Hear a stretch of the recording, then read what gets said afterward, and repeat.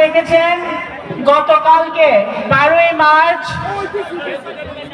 জাতীয় সংসদের প্রথম অধিবেশন শুরু হয়েছে। বাংলাদেশে গণতন্ত্রের জন্য, বাংলাদেশের রাজনীতির জন্য, বাংলাদেশের উন্নয়নের জন্য এবং বাংলাদেশের মানুষের আশা আকাঙ্ক্ষা পূরণের জন্য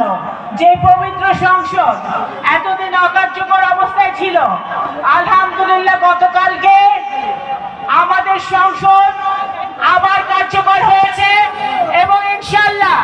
এই পবিত্র পার্লামেন্ট, এই পবিত্র জাতীয় সংসদ বাংলাদেশের 18 কোটি মানুষের আশা আকাঙ্ক্ষার কেন্দ্রবিন্দু হিসেবে পরিণত হবে ইনশাআল্লাহ।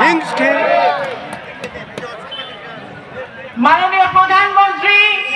সংসদ নেতা জনাব তারেক রহমান কালকে বলেছেন যে আমরা সকলে মিলে